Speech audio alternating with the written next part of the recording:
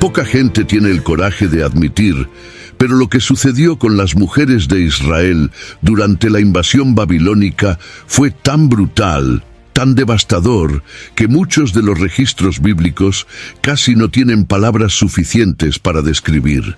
No fueron solo pérdidas, no fue solo guerra, fue algo peor que la muerte. Ellas fueron reducidas a la humillación, al dolor más íntimo, al tipo de sufrimiento que no se apaga con el tiempo. Mientras muchos aún discuten sobre los motivos de la caída de Jerusalén, olvidan que el juicio comenzó por los que estaban dentro, por los que llevaban el nombre de Dios, pero profanaron su alianza. Y cuando Dios juzgó su propia casa, el estruendo fue tan fuerte que incluso las murallas lloraron.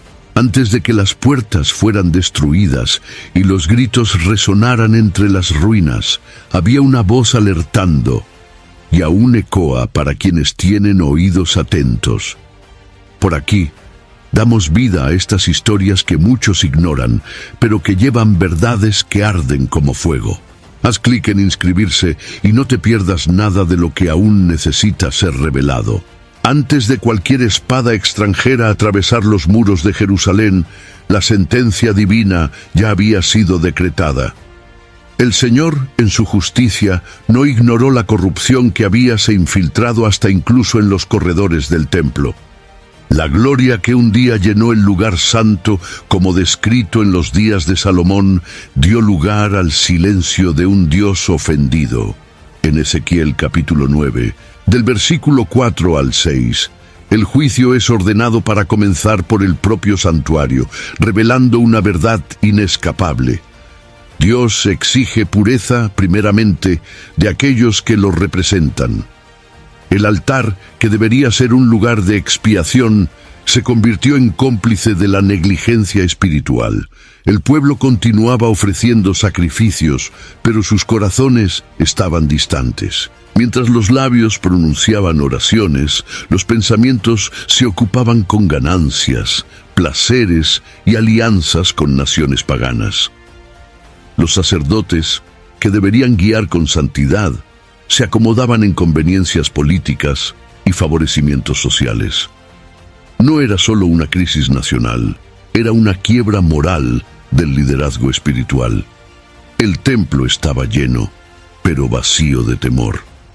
Y Dios, que penetra corazones, decidió actuar. Los avisos fueron muchos, años de profecías, clamor, súplicas.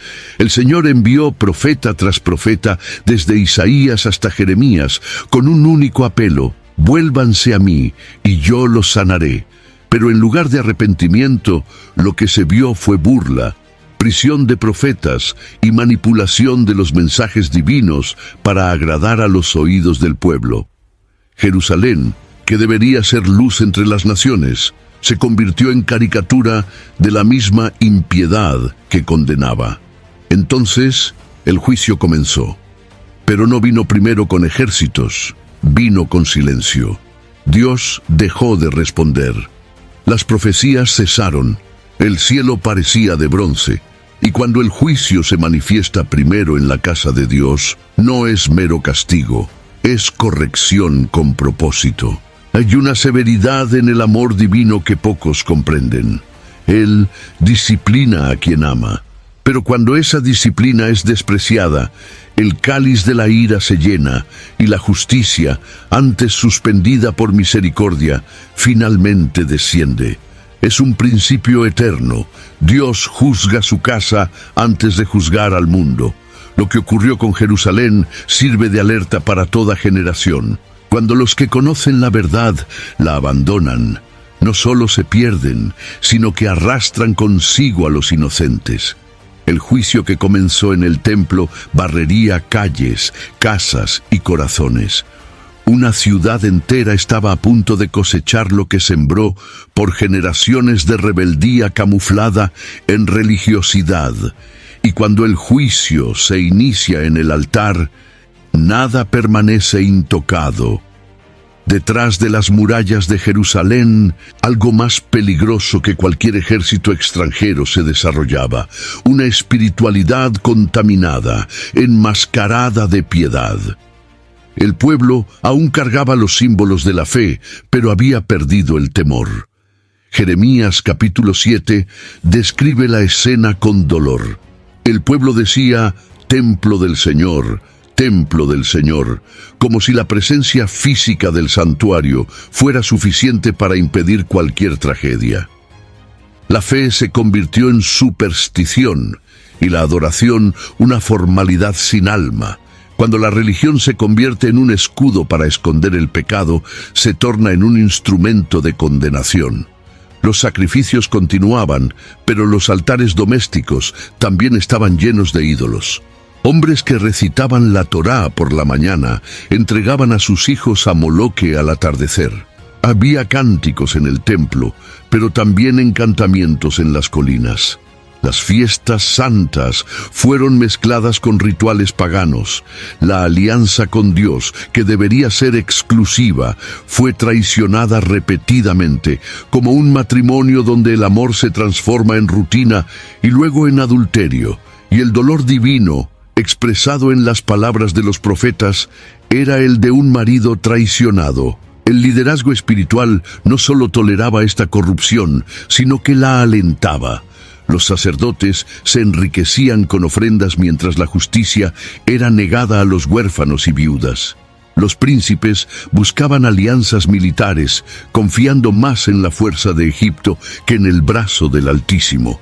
Y los profetas vendidos profetizaban paz donde había guerra, prosperidad donde había decadencia. El pueblo ya no podía discernir lo que era santo y lo que era profano, pues su conciencia había sido anestesiada por décadas de indulgencia espiritual. Cuando la espiritualidad se vuelve corrupta, invierte los valores. El pecado se relativiza y el arrepentimiento se sustituye por autojustificaciones. Los israelitas no negaban a Dios con palabras, sino que lo negaban con sus actitudes. La Biblia describe que sus pecados subieron hasta los cielos, indicando una medida desbordante. Había una pretensa fidelidad, pero ninguna transformación de vida. No se trataba de ignorancia, sino de rebeldía consciente. La consecuencia de una espiritualidad corrompida no es solo la ira divina, es la destrucción de la identidad. Cuando el pueblo de Dios pierde el temor, también pierde su protección. Se volvieron vulnerables no por falta de fuerza, sino por ausencia de verdad. Y fue en esta condición que los enemigos se acercaron, no como instrumentos aleatorios, sino como agentes del juicio de un Dios que no puede ser burlado. Aquello que comenzó con corrupción invisible, pronto se convertiría en tragedia visible. Por años, las calles de Jerusalén resonaron con una voz incómoda, insistente, apasionada y dolorida. Jeremías, el profeta del llanto, entregaba sus mensajes de advertencia con lágrimas en los ojos y heridas en el alma. Él no hablaba lo que el pueblo quería oír, sino lo que necesitaba ser dicho. Sin embargo, su palabra fue sistemáticamente rechazada. En lugar de arrepentimiento, hubo burla. En lugar de reverencia, azotes y prisiones. Ignorar la profecía fue la elección de una generación que prefirió la fantasía de la paz a la verdad del enfrentamiento. No era por falta de claridad que Jerusalén cayó, sino por desprecio al aviso. Jeremías fue arrojado a cisternas, acusado de traición, perseguido por decir lo que Dios decía. Sus palabras, registradas con exactitud, eran como espadas cortando la carne de una nación anestesiada por la ilusión. Ezequiel, aún entre los exiliados, también tuvo visiones aterradoras, pero sus clamores fueron oídos como meras metáforas.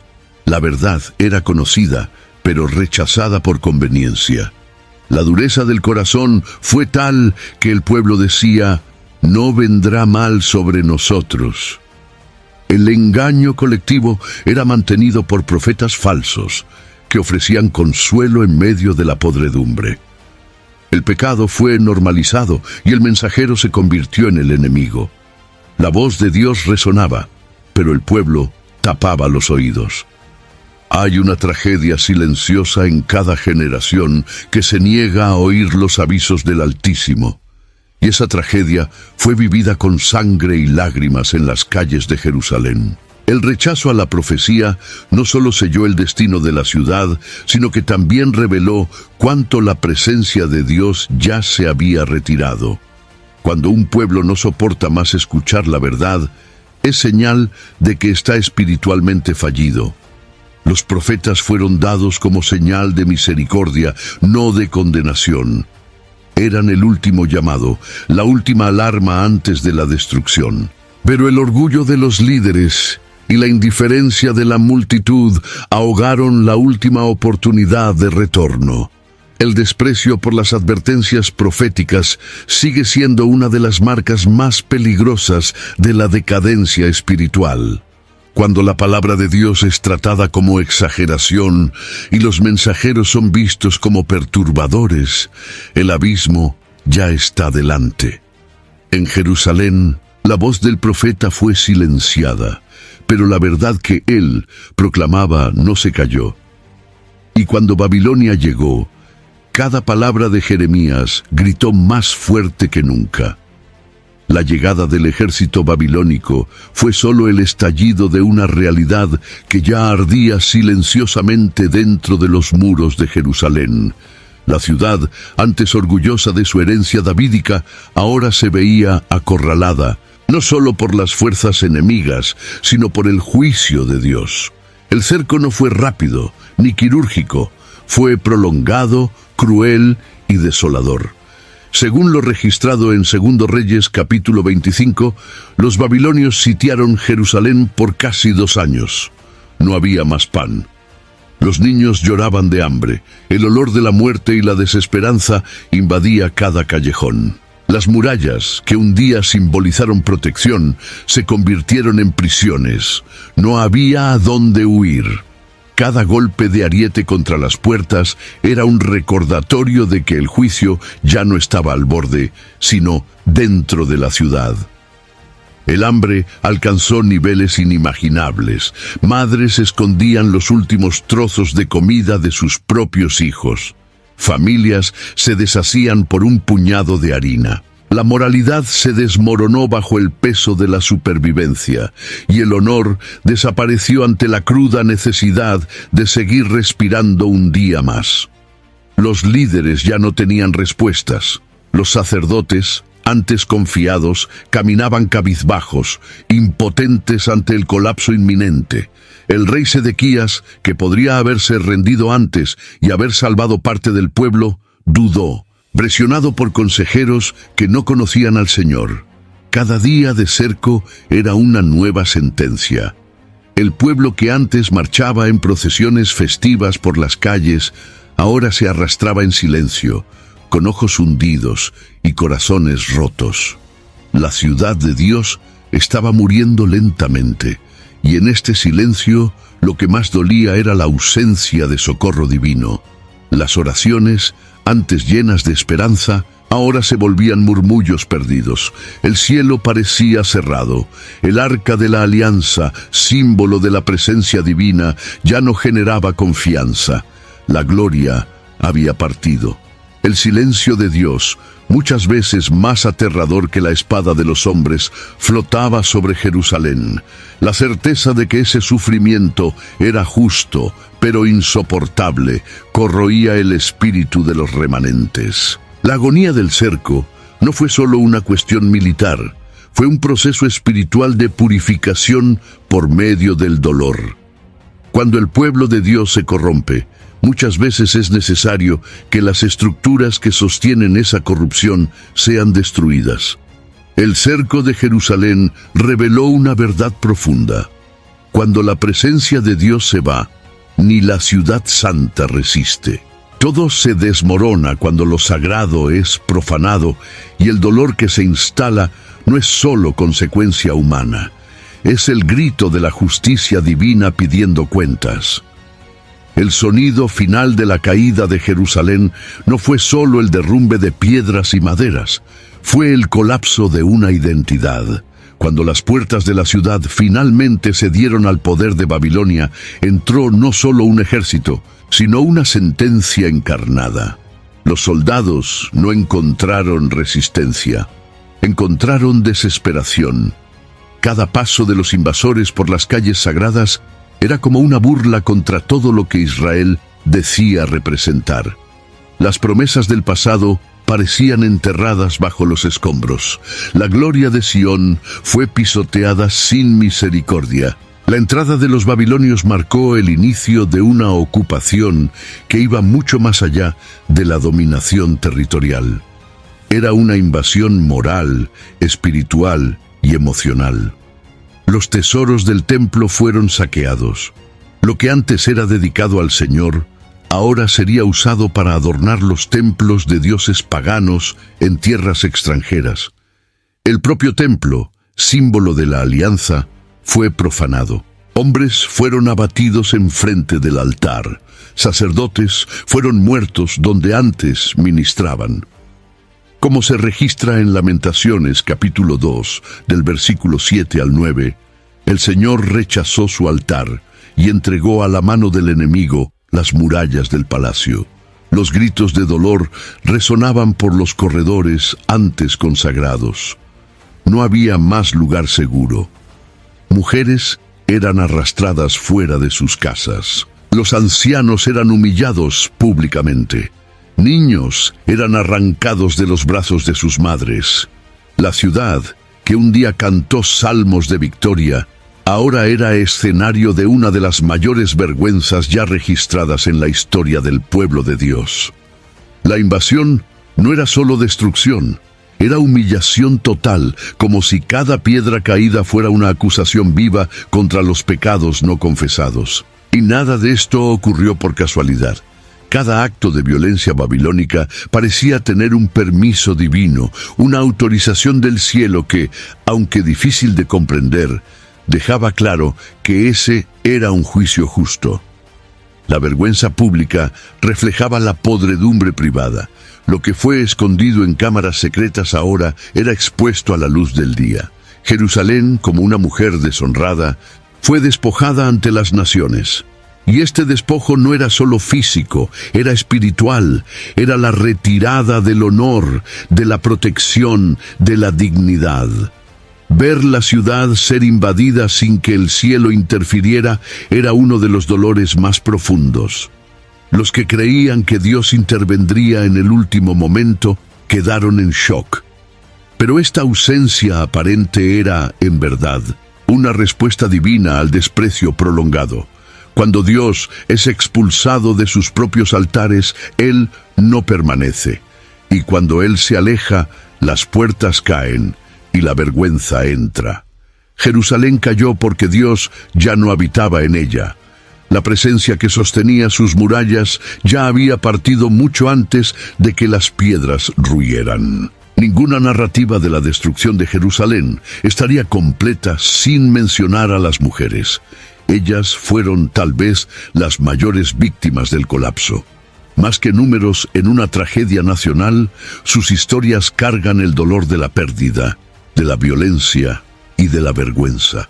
En Lamentaciones, capítulo 5, versículo 11, el profeta relata que las mujeres de Sión fueron violadas y las vírgenes deshonradas. Lo que los babilonios hicieron no se limitó a dominación militar, rompieron cuerpos, pero también aplastaron el alma femenina de una generación.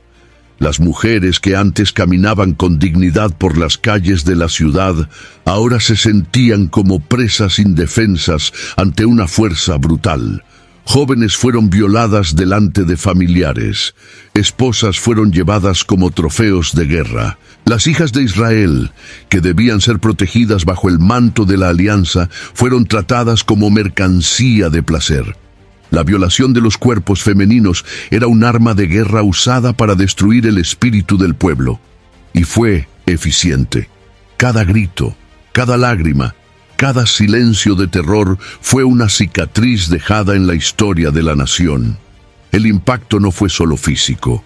El alma de las mujeres quedó marcada con traumas irreparables. Muchas desearon la muerte, otras enloquecieron. Hubo aquellas que por vergüenza nunca más volvieron a levantar el rostro. Y el pueblo sabía, el dolor de las mujeres era un reflejo directo del abandono de Dios. Era como si el Señor estuviese diciendo: ustedes no protegieron mis leyes y ahora ni sus hijas están protegidas. La violación de las mujeres era el símbolo más cruel de la violación de la alianza. El cuerpo femenino se convirtió en la última frontera invadida por la idolatría nacional. Y aún así, incluso en medio de tanta oscuridad, había en ellas una fuerza inexplicable. Las madres que enterraron a sus hijos, las esposas que vieron sus hogares arder, las jóvenes que fueron vendidas como esclavas. Muchas de estas mujeres mantuvieron en sus ojos una chispa de fe, una esperanza débil, pero aún viva, de que el Dios que permitió el dolor también podría, un día, restaurar el honor. Y esto no es solo poético, es profético. Dios escuchó el clamor de las hijas de Sión. El sufrimiento de las mujeres de Israel denuncia, hasta hoy, la gravedad del pecado colectivo y el precio del alejamiento de Dios. Ellas cargaron en el cuerpo el peso de una nación en juicio. No fueron solo víctimas de la guerra, fueron víctimas de la negligencia espiritual de sus líderes, de la idolatría de sus maridos, de la corrupción de sus sacerdotes. Cuando la alianza se rompe, los más vulnerables siempre pagan el precio más alto. Y entre las ruinas de Jerusalén fueron los ojos de las mujeres los que más lloraron. Pero también fueron ellas quienes en silencio sembraron el clamor por redención.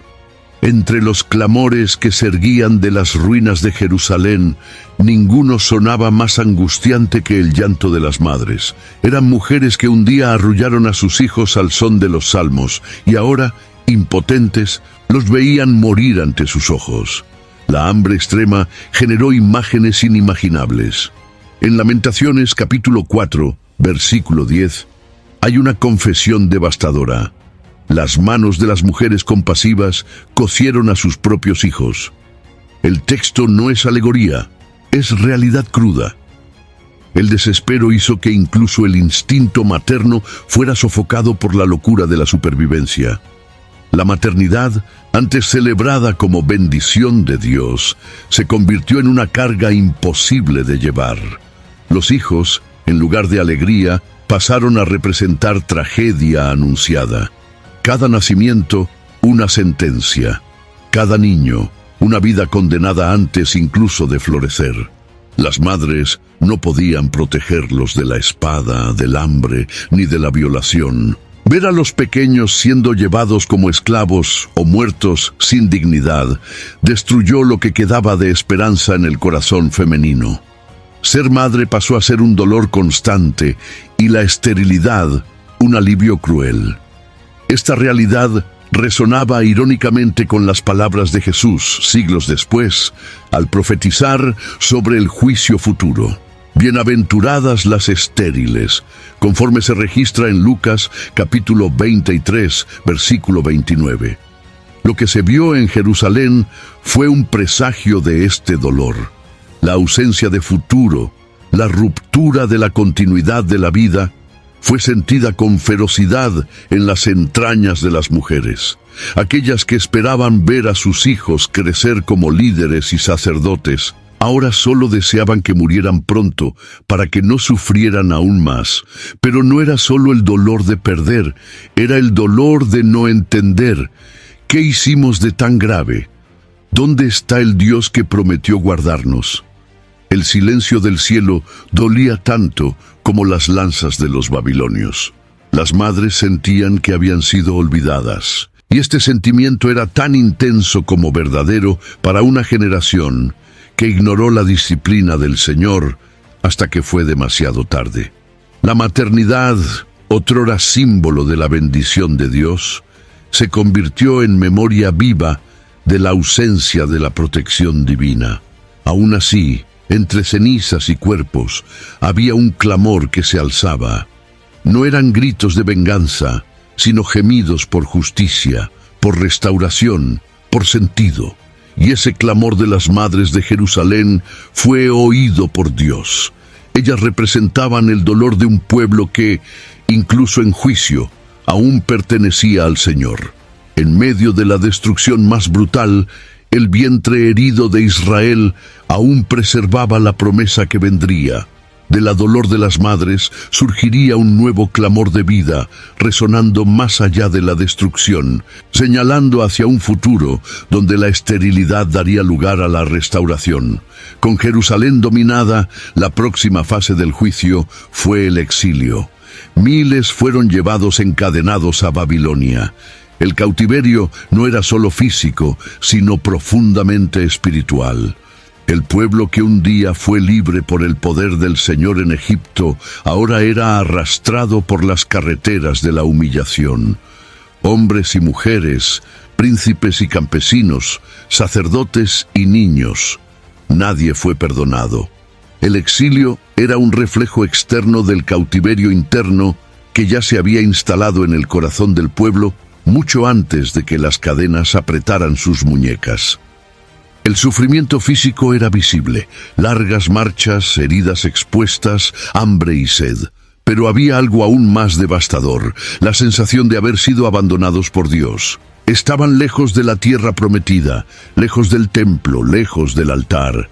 La identidad, construida sobre la promesa de la alianza, ahora parecía haber sido borrada. Muchos se preguntaban, ¿sigue siendo el pueblo de Dios? Esta angustia se refleja en las palabras del salmista en el Salmo 137, versículo 1. Junto a los ríos de Babilonia, allí nos sentamos y lloramos, acordándonos de Sión.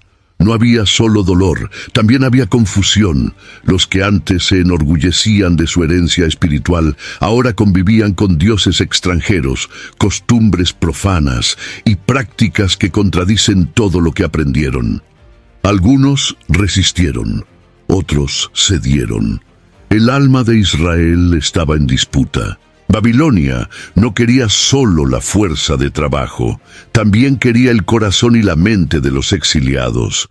Y muchos se perdieron en el camino, asimilando la cultura que debían combatir. El cautiverio era también una lucha por la identidad. Incluso en este ambiente hostil, había quienes mantenían viva la llama de la fe. Profetas como Ezequiel y posteriormente Daniel fueron usados por Dios para mantener encendida la esperanza. La disciplina aún estaba en curso, pero el Señor no se había olvidado de los suyos. El cautiverio, por más doloroso que fuera, era un proceso de refinación. Como el oro probado por el fuego, el pueblo sería purificado. Pero para eso tendrían que reconocer su condición, arrepentirse y volver el corazón al único Dios verdadero. El cautiverio de los cuerpos reveló el cautiverio de las almas. La opresión externa solo expuso lo que estaba apresado internamente desde hace mucho tiempo. Fue en suelo extranjero donde muchos empezaron a comprender el valor de lo que habían perdido. La ausencia del templo generó nostalgia de la presencia, y esta nostalgia fue el comienzo de un nuevo clamor. El pueblo que llegó a Babilonia derrotado comenzaba lentamente a recordar quién era, y esta memoria sería la semilla de la restauración futura. So what do you want? What do I want? I want to use my degree for good, and in general. I kind of meant like a muffin or a latte. I want a job with a generous work-from-grocery-store policy. You are here a lot. Debbie, please, I'm working. I want a job that will change the world. Ma'am, this is a drive-thru. And some nuggets. With LinkedIn's new AI-powered job search, you can find roles that match your unique skills, so you can dare to discover more. Visit linkedin.com/jobs to learn more. Si había algo que siempre distinguió a Israel entre las naciones, era el alabanza. Las canciones de los levitas llenaban los patios del templo, los salmos eran entonados en las peregrinaciones, y la música formaba parte de la identidad espiritual del pueblo. Pero en Babilonia, todo cambió. El silencio sustituyó al canto. El Salmo 137, versículo 4, registra la pregunta angustiante: ¿cómo cantaríamos el canto del Señor en tierra extraña? Esa frase resume el colapso del alma de un pueblo que había perdido el propósito de la alabanza. Los instrumentos fueron colgados en los árboles, no por falta de habilidad, sino por ausencia de alegría. El dolor del exilio acalló la adoración, y los opresores, con burla, pedían que los cautivos cantaran los cánticos de Sión como forma de entretenimiento. Aquello que era sagrado se convirtió en motivo de burla. El pueblo que cantaba con autoridad ahora lloraba con vergüenza. Alabar en tierra extraña parecía una falta de respeto a lo que habían perdido, pero en el fondo también exponía el alejamiento espiritual del pueblo, que no podía más conectarse con Dios. La alabanza es el lenguaje de quienes reconocen la presencia divina. Cuando ella se aleja, el canto pierde su sentido. No se trata solo de música, sino de comunión.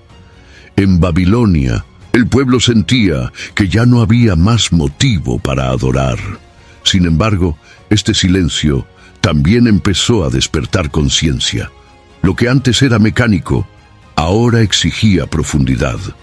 Alabar no sería más solo una tradición, sino un acto de fe. Y es en este punto que el verdadero avivamiento comienza, cuando la adoración deja de ser actuación y vuelve a ser clamor. En medio de la tierra extranjera, surgieron nuevas formas de culto, no más centradas en el templo, sino en el corazón. El pueblo comenzó a estudiar las Escrituras, formar comunidades, enseñar a los hijos. El silencio de la alabanza fue temporal, pero necesario. Fue una pausa que reveló cuánto estaban distantes. Cuando no se puede más alabar, es porque el alma ha enfermado. Y reconocer esta condición fue el primer paso hacia la curación. Cantar en tierra extraña nunca fue fácil. Pero fue justo allí, en el exilio, que Israel comenzó a entender el valor de la alabanza genuina. Aprendieron que Dios no está limitado al templo o a la tierra prometida. La verdadera adoración puede nacer incluso entre las ruinas. Y esta comprensión sería crucial para la reconstrucción futura, pues antes de que las murallas de Jerusalén fueran levantadas nuevamente, la alabanza necesitaba ser restaurada en el corazón del pueblo. Entre los exiliados que marcharon hacia Babilonia estaban los hijos de la nobleza, los descendientes directos de la realeza y del liderazgo de Judá. Hombres que crecieron entre columnas de mármol y cánticos de coro, ahora caminaban descalzos, encadenados, con la mirada baja y los hombros curvados. La inversión era total. Aquellos que debían gobernar ahora eran gobernados. Los príncipes se habían convertido en esclavos. Esta escena es ilustrada con precisión en 2 Reyes, capítulo 25, versículo 7, cuando Sedecías, último rey de Judá, ve a sus hijos siendo asesinados ante sus ojos antes de que le arrancaran los propios ojos. La caída de la nobleza no fue solo política, fue simbólica. Representó el colapso del liderazgo espiritual y moral de la nación. Los príncipes de Judá no solo fallaron en proteger al pueblo, sino que lideraron la marcha hacia la apostasía. Negociaron con Egipto, despreciaron a los profetas y se burlaron de los principios que sostenían el trono de David. Por eso, su humillación pública fue también una respuesta proporcional a su responsabilidad ante el Altísimo. Cuando quien debía guiar se convierte en el primero en tropezar, todo el pueblo sufre. No hay dolor más agudo que perder la corona del propósito. Los príncipes exiliados no solo perdieron poder político, perdieron la posición de representar la alianza ante las naciones. Babilonia no vio solo cautivos, sino la prueba viva de que Israel había sido entregado al juicio. Los líderes que usaban vestimentas de lino fino ahora vestían harapos.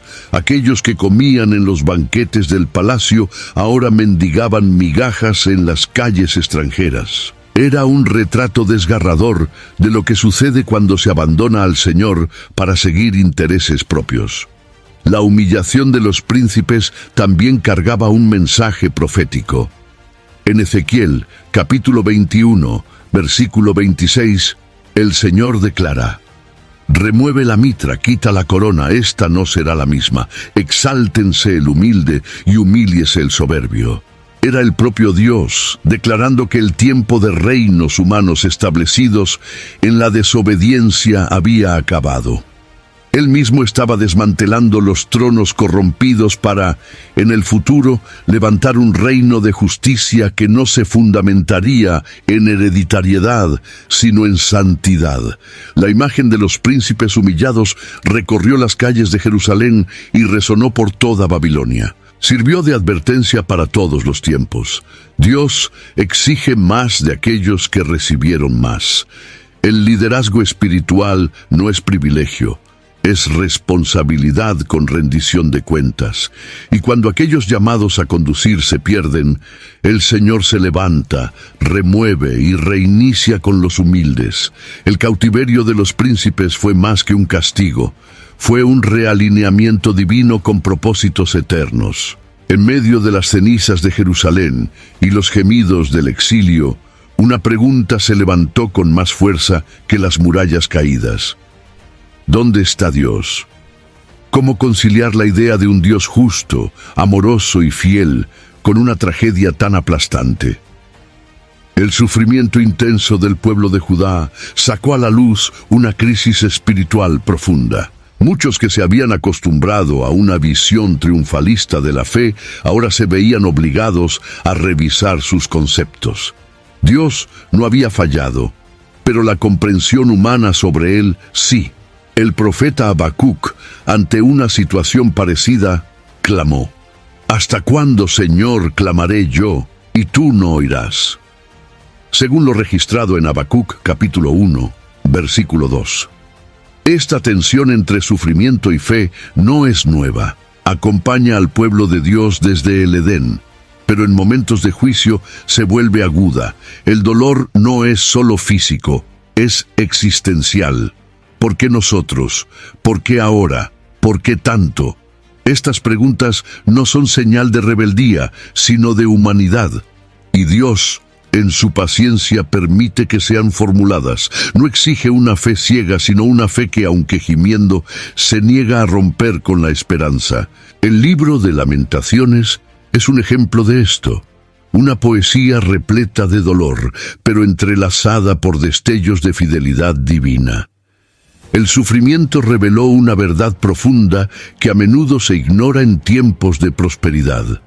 Dios está presente incluso en el juicio, no como un tirano, sino como un padre que disciplina.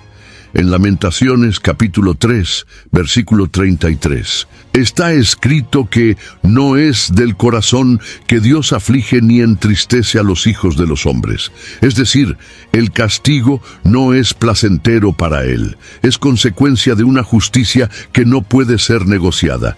Y es precisamente en este punto que la teología del sufrimiento comienza a dibujarse con más claridad. Dios no estaba ausente. Estaba purificando, estaba separando la paja del trigo, removiendo lo falso para que lo verdadero permaneciera. El sufrimiento reveló quién realmente conocía al Señor y quién solo disfrutaba de la religión. Aquellos que lo amaban de verdad, aun con el corazón hecho pedazos, continuaron buscándolo. No con oraciones ensayadas, sino con suspiros sinceros. El dolor se convirtió en altar y las lágrimas en incienso. La respuesta a la pregunta ¿dónde está Dios? Llegó lentamente, no en palabras, sino en procesos. Él estaba allí, en medio de la destrucción, sentado con los que lloraban, caminando con los que fueron llevados. No fue el autor de la maldad, sino el juez que permitió la cosecha de lo que había sido sembrado. Y aún así, estaba dispuesto a restaurar. El sufrimiento, para los que permanecen fieles, se convierte en el terreno más fértil para una fe madura. Es en medio de las cenizas donde ocurre la revelación más profunda sobre el carácter de Dios. Well, the holidays have come and gone once again, but if you've forgotten to get that special someone in your life a gift, well, Mint Mobile is extending their holiday offer of half off unlimited wireless. So here's the idea. You get it now, you call it an early present for next year. What do you have to lose? Give it a try at mintmobile.com/switch. Limited time 50% off regular price for new customers. Upfront payment required. $45 for 3 months, $90 for 6 months, or $180 for 12-month plan. Taxes and fees extra. Speeds may slow after 50 gigabytes per month when network is busy. See terms. No todos se corrompieron, no todos se rindieron. Incluso en medio de la idolatría generalizada y el colapso de la alianza, hubo un grupo que permaneció fiel, el remanente. Eran pocos, olvidados y a menudo perseguidos, pero estaban allí. Sufrieron como todos los demás, fueron llevados al exilio como sus compatriotas, pero llevaban algo diferente: esperanza. En Isaías capítulo 10, versículo 21 está la promesa. Un remanente volverá, el remanente de Jacob, al Dios fuerte. Esta promesa sustentó a los que aún heridos, aún creían. Estos hombres y mujeres no se destacaban por posición social o riqueza, sino por su resistencia espiritual. Preservaron la fe cuando todo parecía perdido. En lugar de murmurar, oraban. En lugar de blasfemar, ayunaban. No había más templo, pero había altar en el corazón. No había más sacrificio de animales, pero había entrega personal. Eran como brasas escondidas bajo las cenizas de la destrucción, listas para reavivarse cuando el viento de la restauración soplara. El remanente no negaba el dolor, lo transformaba en oración. Reconocían la justicia del juicio, pero también suplicaban misericordia. No se trataba de autopiedad, sino de intercesión. Estos fieles silenciosos se convirtieron en los guardianes de la memoria espiritual de Israel. Enseñaron a los hijos, preservaron las escrituras, mantuvieron viva la esperanza en cánticos susurrados y celebraciones improvisadas. Cuando todo decía que era el fin, creían que aún había un comienzo reservado por el Señor. Es por causa del remanente que la historia no terminó en tragedia. Fueron los eslabones entre el pasado glorioso y el futuro restaurado. Fueron semillas guardadas en el cautiverio que germinarían décadas después, cuando los primeros grupos regresaran a la tierra prometida. Su fidelidad, a menudo invisible a los ojos humanos, era profundamente valorada a los ojos de Dios. En medio del juicio, Él no eliminó a todos, preservó a los que no se inclinaron. Esta verdad permanece hasta hoy. Dios siempre tendrá un remanente. En cualquier generación, incluso en tiempos de apostasía y crisis, habrá aquellos que no se rinden. Y es a través de ellos que comienza la restauración. No son perfectos, pero están disponibles. Heridos, pero creyentes. Silenciosos, pero poderosos en la intercesión. El remanente es la esperanza escondida entre los escombros, la prueba de que, por peor que parezca, Dios aún está escribiendo la historia. Pocos conocieron el dolor tan profundamente como el profeta Jeremías, llamado desde el vientre, rechazado por su generación y condenado a vivir la destrucción que tanto trató de evitar. Se convirtió en símbolo de fidelidad en tiempos de infidelidad colectiva. Jeremías no solo profetizó el juicio, lo sintió en su piel. Sus palabras estaban impregnadas de angustia, no por falta de fe, sino por exceso de celo por la gloria de Dios.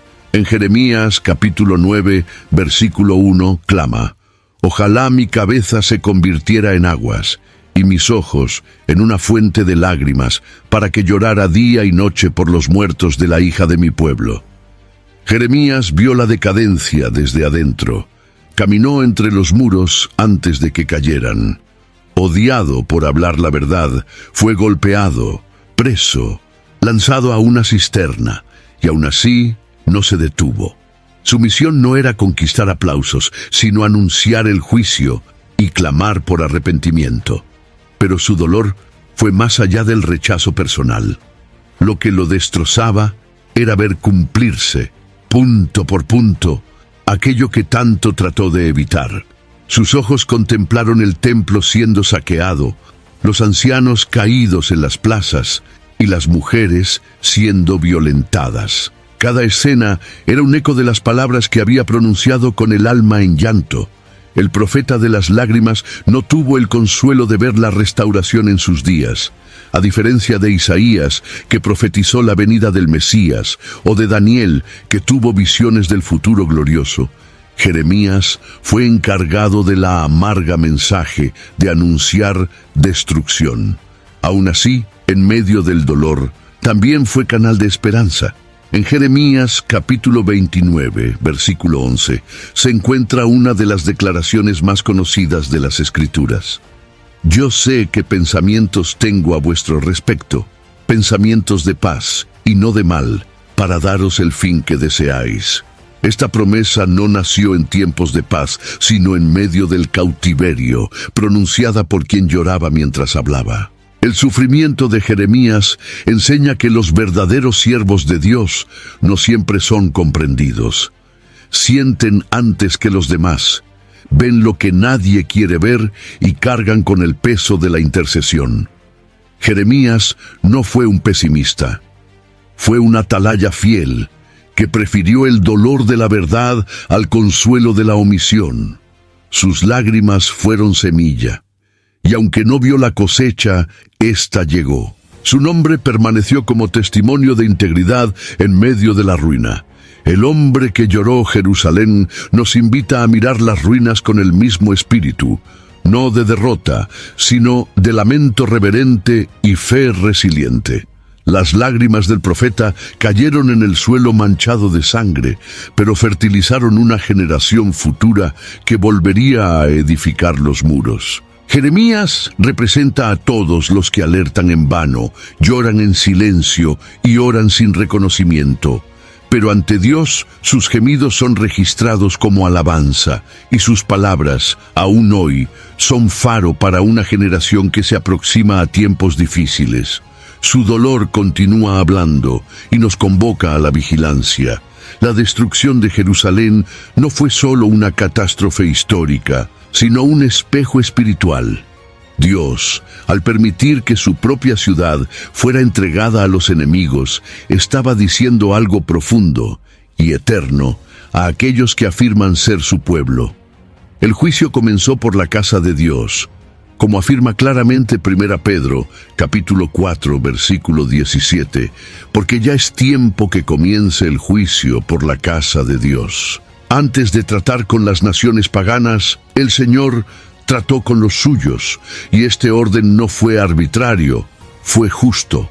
Hay un peligro real cuando la familiaridad con lo sagrado genera negligencia.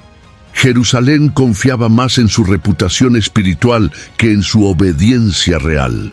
La ciudad santa se apoyaba en el hecho de poseer el templo, como si la presencia física del arca fuera una garantía automática de protección. Olvidaron que Dios habita donde hay santidad, no donde hay tradición. El Señor no es rehén de símbolos. Cuando esos símbolos se convierten en ídolos, Él mismo los remueve. La lección es clara: una alianza sin compromiso es solo fachada. El juicio no fue un acto impulsivo, sino una respuesta acumulada. Décadas, siglos de hecho, de paciencia divina fueron ignoradas.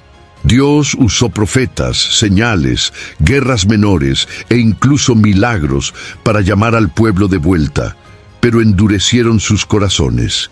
Y cuando la copa se llenó, el juicio vino, no por crueldad, sino por fidelidad a su propia palabra. Dios es amor, pero también es fuego consumidor, y su amor es tan puro que no tolera la corrupción indefinidamente. Cuando Él juzga, es porque ya ofreció todas las oportunidades de arrepentimiento. Hoy, este mensaje resuena con fuerza. En tiempos donde muchos hablan de bendiciones, pero pocos hablan de arrepentimiento, la historia de Jerusalén nos sacude. No podemos jugar con lo que es santo. El nombre de Dios no puede ser usado como capa para conveniencias. Cuando la iglesia pierde el temor, se vuelve vulnerable, no porque el enemigo sea fuerte, sino porque la presencia se aleja. La caída de Jerusalén nos enseña que no hay privilegio que nos proteja de la disciplina divina cuando ignoramos la voz del Señor. Las piedras caídas del templo aún gritan, la santidad importa. La justicia de Dios no falla, pero también nos recuerda algo vital. El juicio es también una puerta para la restauración. Dios no destruye por placer, sino para reconstruir sobre fundamentos puros. La casa de Dios necesita ser revisada, limpiada y reconsagrada. Y el tiempo para eso no es cuando llega la calamidad, sino antes. La mayor lección del juicio es que puede ser evitado cuando hay arrepentimiento sincero. Pero cuando llega, aún así, hay gracia para quien permanece firme.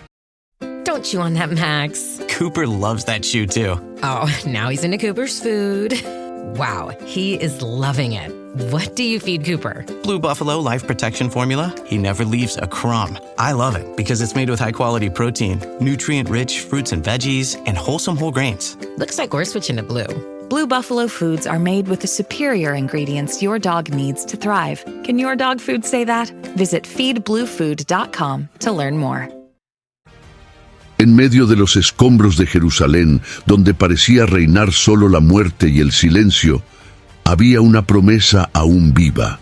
La destrucción no era el punto final. El juicio fue severo, sí, pero no eterno. El mismo Dios que permitió la caída era también el Dios que preparaba la reconstrucción. En Jeremías capítulo 30, versículo 17, está registrada una promesa divina: porque te restauraré la salud y sanaré tus heridas, dice el Señor. Estas palabras dichas durante el exilio son como bálsamo sobre una nación herida. Dios es especialista en nuevos comienzos. Él permitió que Jerusalén fuera destruida, pero también movió reyes paganos como Ciro para permitir el retorno. El templo sería reconstruido, los muros serían levantados, la alianza sería renovada, pero nada de eso sería como antes, sería mejor. La restauración divina no es un regreso al pasado, sino un salto hacia algo más profundo. Dios estaba formando un pueblo que no dependería más de piedras o rituales externos, sino que lo buscaría en espíritu y en verdad. La verdadera esperanza brota cuando entendemos que la corrección de Dios es también expresión de su amor. Él no desechó a Israel, no rompió sus promesas, solo limpió lo que corrompía. El exilio purificó al pueblo, reavivó la fe y preparó el camino para el cumplimiento mayor de todos los propósitos, la venida del Mesías.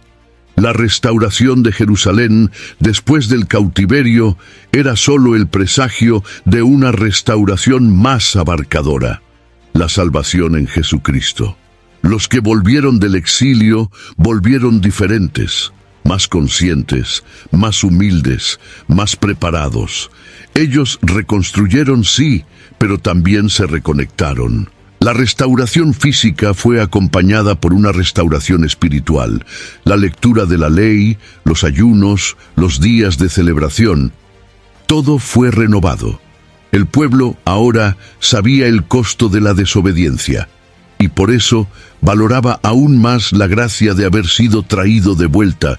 Dios no solo restauró la ciudad, restauró la identidad de un pueblo que lo había olvidado, y hoy el mensaje sigue vivo. Por peor que haya sido la caída, aún hay esperanza. Dios no ha terminado su obra. Él no nos deja en las ruinas. Para cada muro que cayó, Él tiene una piedra nueva. Para cada herida, un aceite de curación. Para cada lágrima, un nuevo canto. El Dios que juzgó es el mismo que abraza. Y aquellos que hoy lloran sobre los escombros serán los primeros en bailar entre los cimientos restaurados. La ruina no es el fin. Con Dios, la ruina es solo el terreno donde la promesa será reerguida, más firme, más pura, más gloriosa. Hay recuerdos que guardamos en el corazón, pero hay verdades que no pueden quedarse solo con nosotros.